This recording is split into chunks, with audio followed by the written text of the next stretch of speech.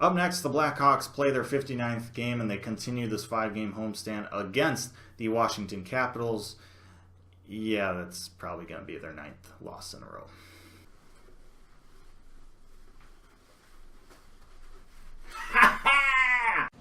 Yeah. Woohoo!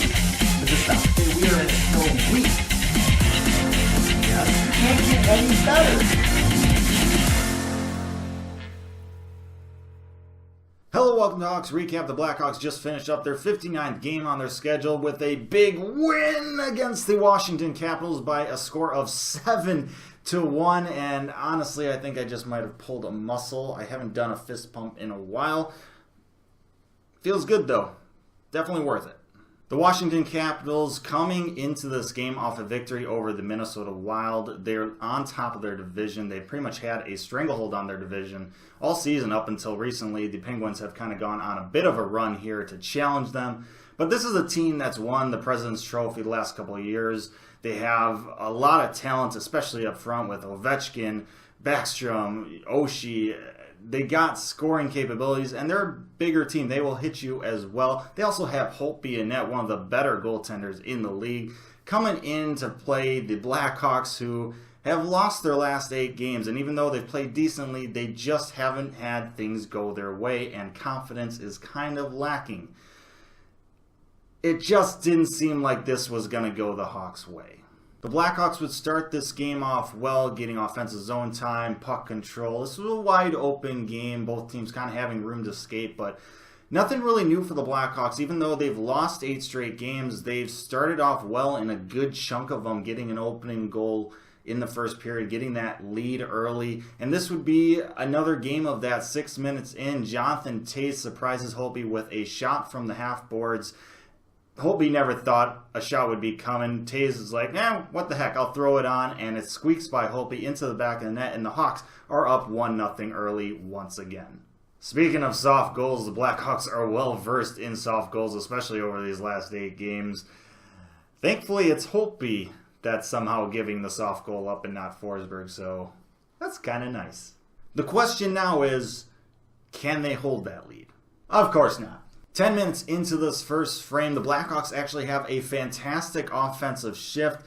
Hinostroza, Camp, Boma, all going in there, cycling the puck, getting shots on net, some rebounds as well that they get shots on. Holtby makes a bunch of saves. The puck would not find the back of the net. Capitals would find a way finally to get the puck out. They would dump it into the Blackhawks zone. Forsberg would come out to play it. He would ring it around the boards trying to get it back out of the zone. Niskanen keeps it in though. He throws it back on net. It looks like it's going wide, but of course Tom Wilson's stick is right there. Redirects it in past Forsberg 5-hole, and this game of course is tied. Here we go again. A little over 7 minutes to go in the first period. The Blackhawks on the rush. Hinostroza taking it in. He drops it back to Brandon Saad, but he is swarmed by a bunch of Capitals players. However, they all kind of left Hinostroza. The puck actually finds its way to Hinostroza, who is then all alone with only Holtby to beat, and Holtby beats him. Puck is poked out of Hinostroza's stick, but hey, Saad is right there. The puck goes right to Saad's stick, and he buries it by Holtby and into the back of the net, and the Hawks have a 2-1 lead. What is the second lead? I don't understand it. Just before the end of this period, the Capitals would turn the puck over in their defensive zone. They would actually turn the puck over quite a bit in this game. They were definitely not sharp in that aspect. Toews would get the puck. He would get it over to Wingels, who is all alone with Holtby to beat. Backhand, forehand, great move. Got Holtby leading the other way. Wide open net, and Wingels misses it once again. This is like the second time in 3 games that Wingels has missed a wide open net. He hits the post. I think it goes off Orlov's legs in front and just comes out. And oh, what a big goal that would be. It would be so nice to get up by 2 going into the second period, but it looks like they're just going to be up 2-1. Not so fast, however. Dahlstrom gets the puck at the point. He throws it on net. The rebound goes off Holtby right to Schmaltz's stick, and he has a wide open net, and he does not miss it. He buries it. Hawks up 3-1 with 1 second remaining in the first period. What a big goal. I cannot overstate how big of a goal that is. Dahlstrom gets his first NHL point. Congratulations to him. That is just not a goal you can give up if you are the Capitals. That is backbreaking, but for the Hawks, it feels oh so good. The Blackhawks outshot the Capitals 21-6 in that first period. A great period for the Blackhawks, and finally, the scoreboard reflects it.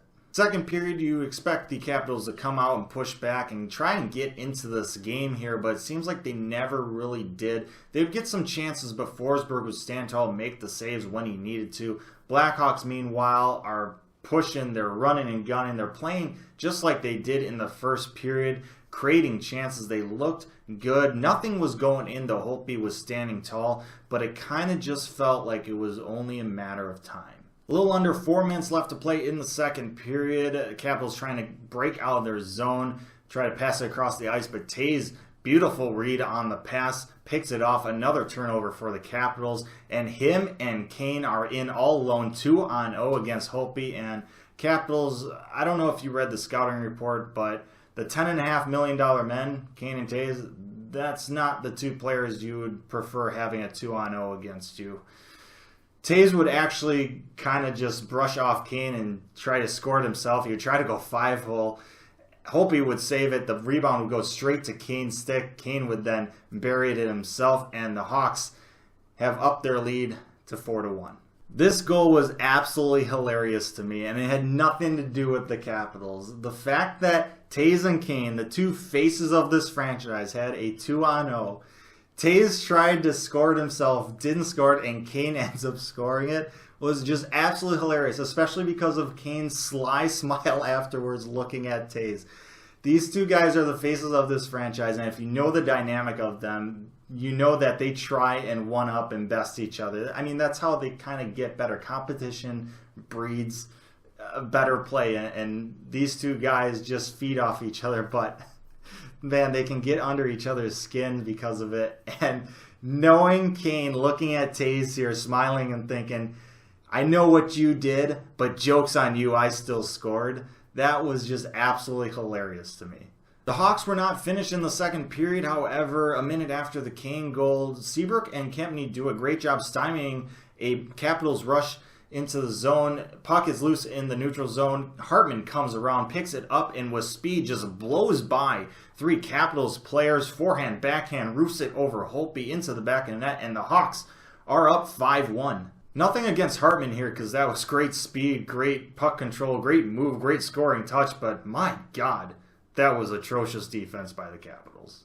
And this is a Barry Trotz coach team, and if you remember him from his time with the Nashville Predators, he's a very defensive-minded coach. The Blackhawks still weren't done in the second. However, a minute and a half left to go. The Blackhawks on the power play. Patrick Kane with the puck takes it into the zone. Cross-ice pass over to Hinostroza. The puck gets deflected on its way over, but Hinostroza is able to retrieve it, and he does the most ridiculous power turn to get away from the defender, like the smallest possible turning radius you could do on skates. He does it. It looks absolutely ridiculous. Go watch the replay because I'm not doing it justice.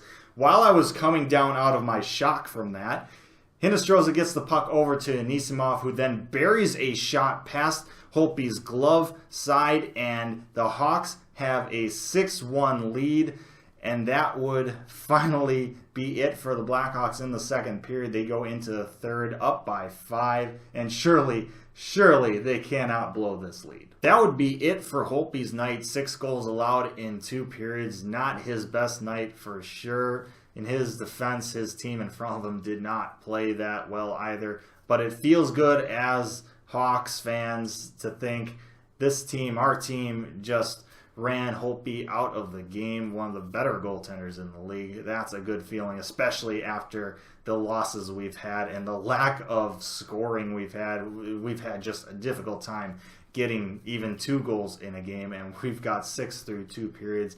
That feels pretty darn good.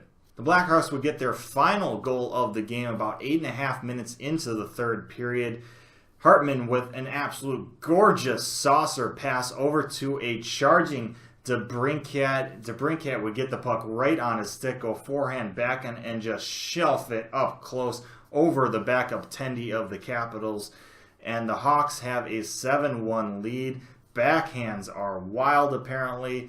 and they would go on and finish this game with that same score. And the Hawks break their 8-game losing streak with a big victory, a feel-good victory, a confidence-boosting victory, a victory we very much needed.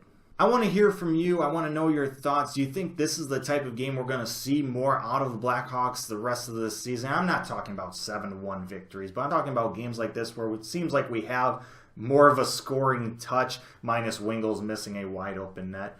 Or do you think this is another fluke game similar to the Ottawa game about a month ago? Let me know down in the comment section below. I also want to note just how well the Blackhawks did on the PK in this game. The Capitals power play came into this game just absolutely on fire, but the Hawks PK unit shuts them down.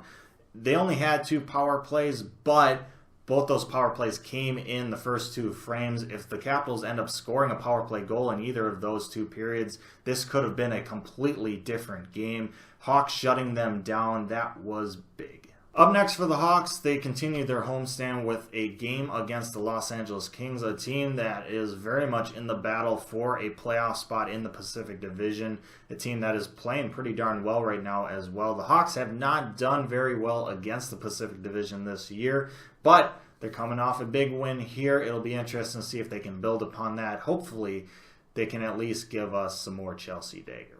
Thanks for watching this episode of Hawks Recap. I hope you enjoyed it. I really do. Let me know your thoughts on the game and the team's performance down in the comment section below. Like, share, subscribe. I appreciate it if you do. But most importantly, as always, stay safe and make good decisions. And I'll see you next time.